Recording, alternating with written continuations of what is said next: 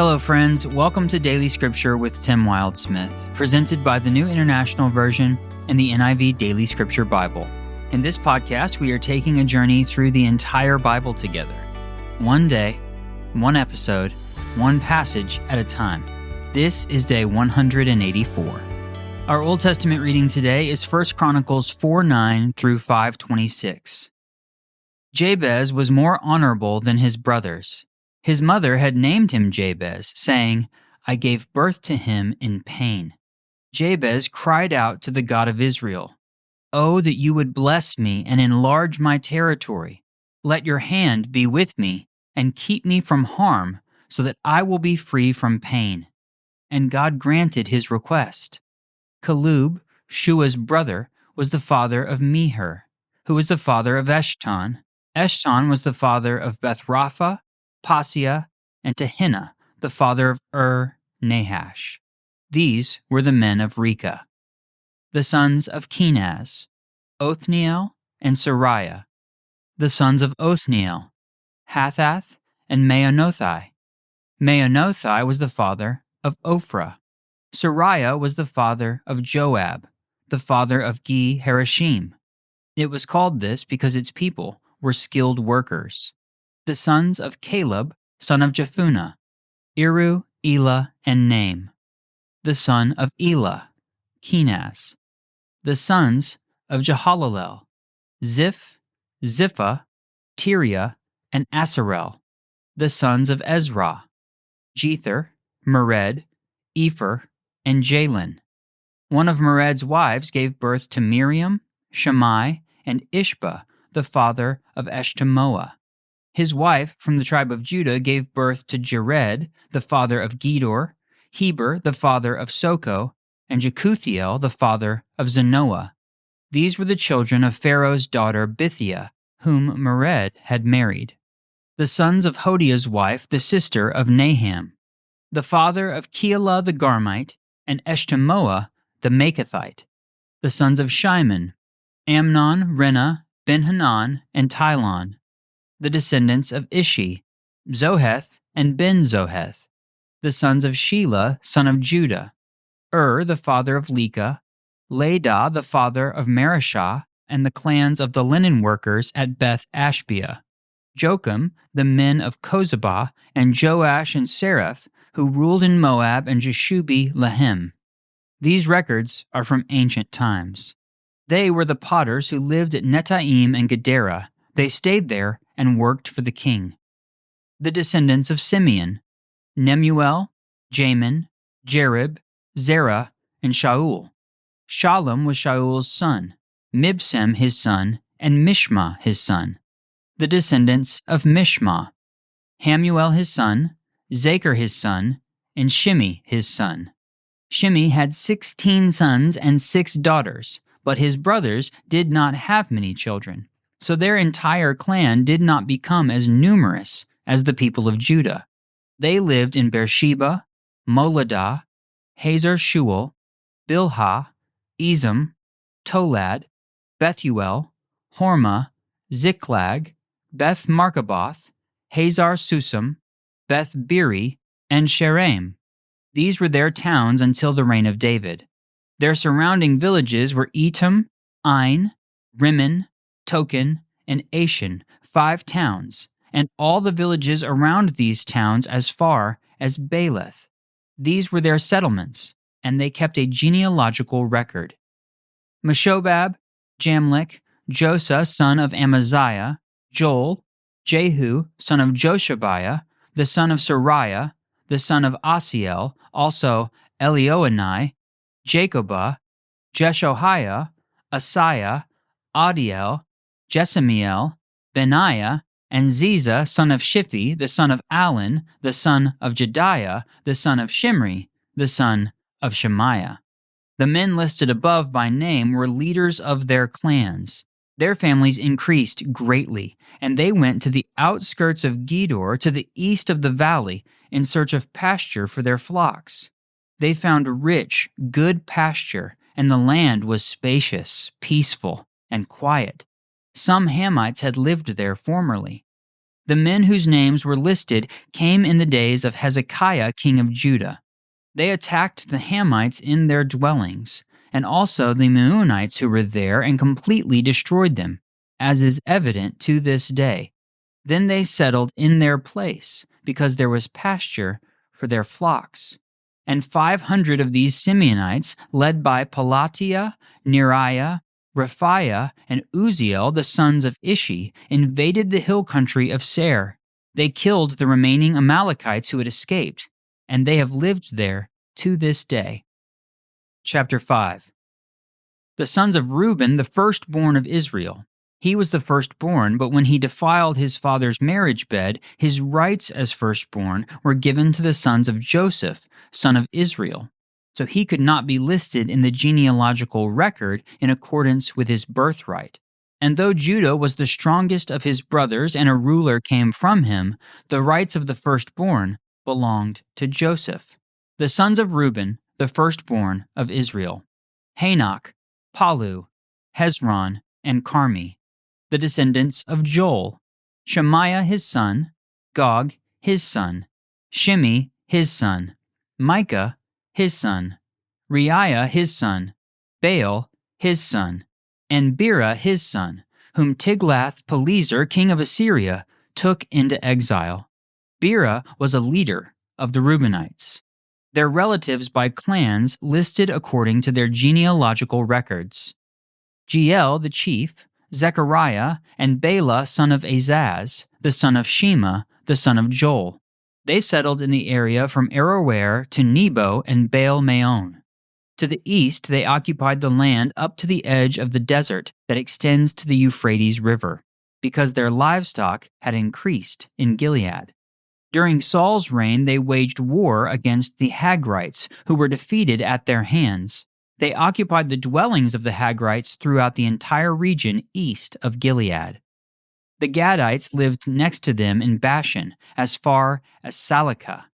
Joel was the chief, Shapham the second, then Janai and Shaphat in Bashan. Their relatives by families were Michael, Meshullam, Sheba, Jorai, Jachin, Zia, and Eber, 7 in all. These were the sons of Abihail son of Huri, the son of Jeroah, the son of Gilead, the son of Michael, the son of Jeshashai, the son of Jado, the son of Buz.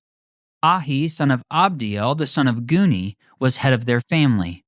The Gadites lived in Gilead, in Bashan and its outlying villages, and on all the pasture lands of Sharon as far as they extended. All these were entered in the genealogical records during the reigns of Jotham king of Judah and Jeroboam king of Israel.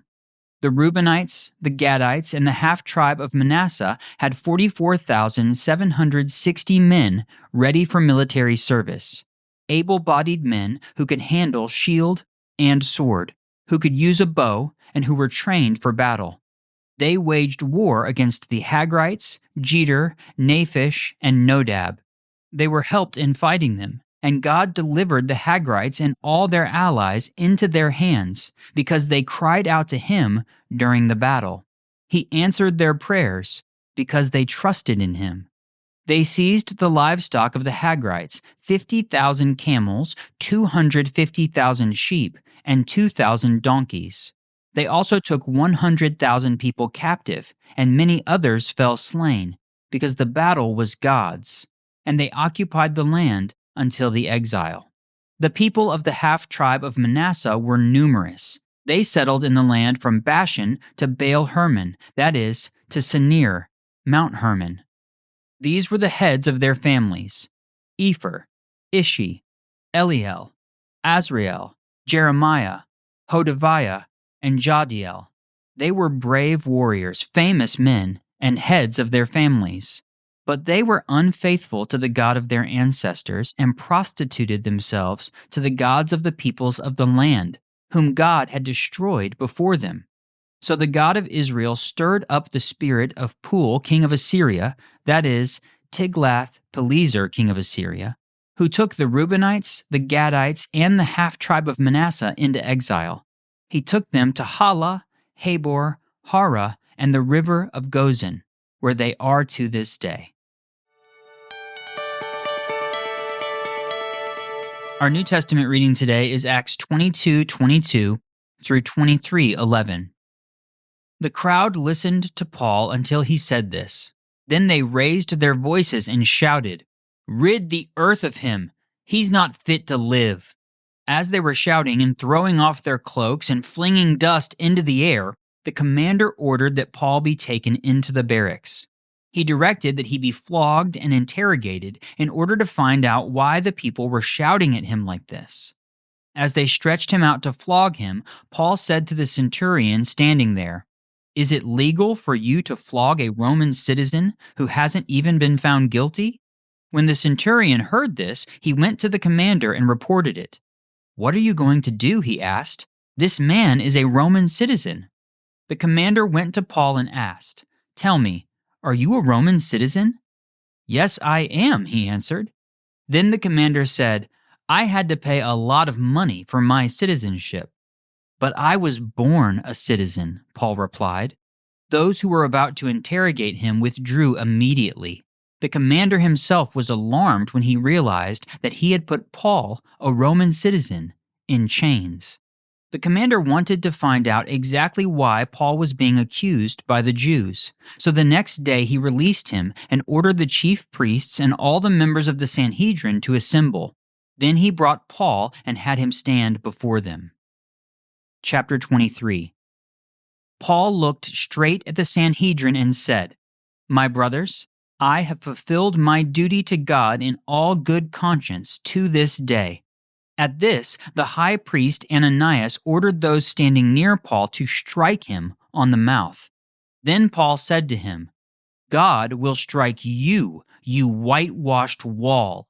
You sit there to judge me according to the law, yet you yourself violate the law by commanding that I be struck." Those who were standing near Paul said, "How dare you insult God's high priest?" Paul replied, "Brothers, I did not realize that he was the high priest, for it is written, 'Do not speak evil about the ruler of your people.'" Then Paul, knowing that some of them were Sadducees and the other Pharisees, called out in the Sanhedrin, "My brothers, I am a Pharisee, descended from Pharisees. I stand on trial because of the hope of the resurrection of the dead." When he said this, a dispute broke out between the Pharisees and the Sadducees, and the assembly was divided. The Sadducees say that there is no resurrection, and that there are neither angels nor spirits, but the Pharisees believe all these things. There was a great uproar, and some of the teachers of the law who were Pharisees stood up and argued vigorously. "We find nothing wrong with this man," they said. "What if a spirit or an angel has spoken to him?"